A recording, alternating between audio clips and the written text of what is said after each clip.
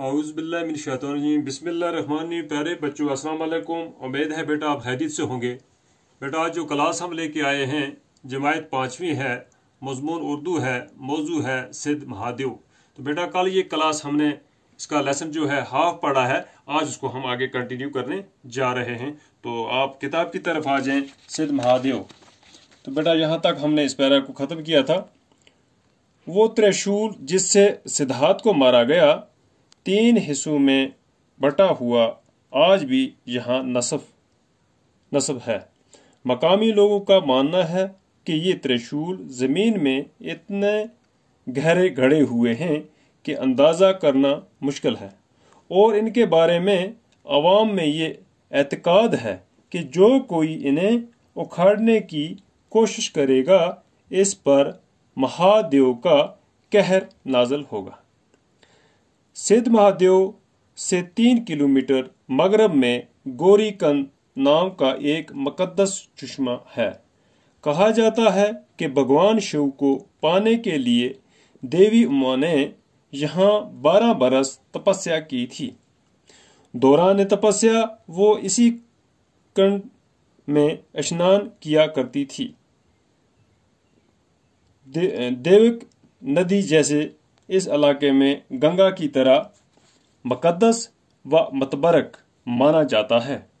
इस कंद से निकलती है, इसीलिए सिद्ध महादेव के मेले में आने वाले यात्री पाक होने के लिए इस कंद में ज़रूर स्नान करते हैं।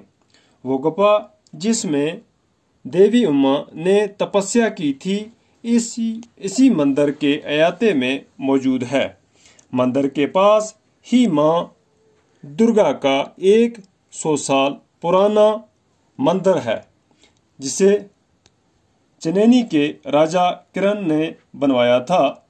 सिद्ध महादेव अपनी इन्हीं तारीखी खसूसियात की बदौलत तमाम रियासत में मशहूर व मरूफ मकाम की हैसियत का हामिल बन चुका है।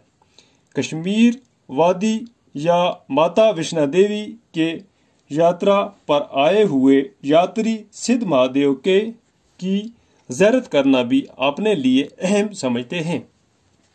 बेटा कहते हैं वो त्रिशूल जिससे सिद्धार्थ को मारा गया 3 हिस्सों में बटा हुआ आज भी यहाँ नस्ब है, यानी कि वो जमीन में गाड़ा गया है।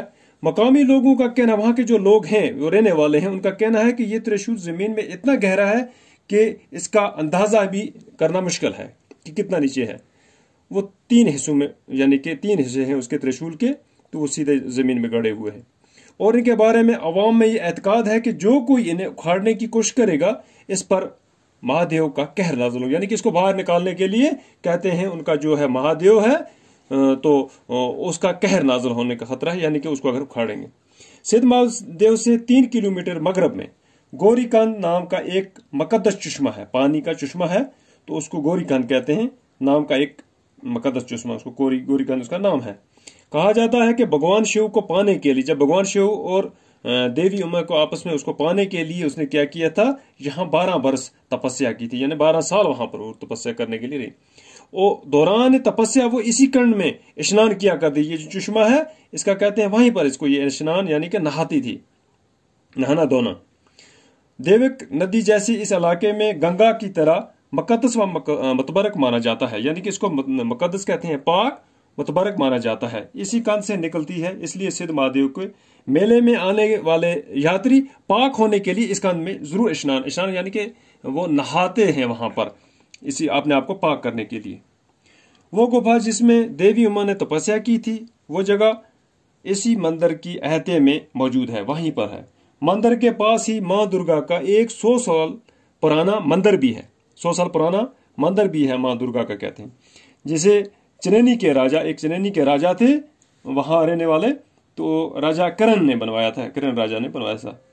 तो सिद्ध महादेव अपनी इन्हीं तारीखी खसूसियात की बदौलत तमाम रियासतों में मशहूर व मारूफ मकामी हैसियत का हामिल हुए। कहते हैं इसी कारण से वो मशहूर व मारूफ हुए बन चुका था। कश्मीर वादी या माता वैष्णो देवी, कहते हैं कश्मीर वादी या माता वैष्णो देवी के यात्रा पर आने वाले यात्री जो है सिद्ध महादेव ज़ियारत करना भी अहम भी आपने लिए अहम समझते हैं। तो बेटा कुछ अल्फाज हैं और माने हैं। वर्दन कहते हैं कोल इनाम, नस्ब करना हो गया घाड़ना कायम करना, तपस्या कहते हैं अबादत को, इश्नान कहते हैं नहाना, कंड कहते हैं तालाब चश्मा बावली, मतबरक कहते हैं मुकद्दस बरकत वाला पाक, प्रेम भगत कहते हैं सबसे बड़ा भगत, असर कहते हैं राक्षस। तो बेटा आज हमारी क्लास यहाँ हुई, तो कल इसको इंशाल्लाह कंटिन्यू करेंगे। बाकी खुदा हाफ़िज़।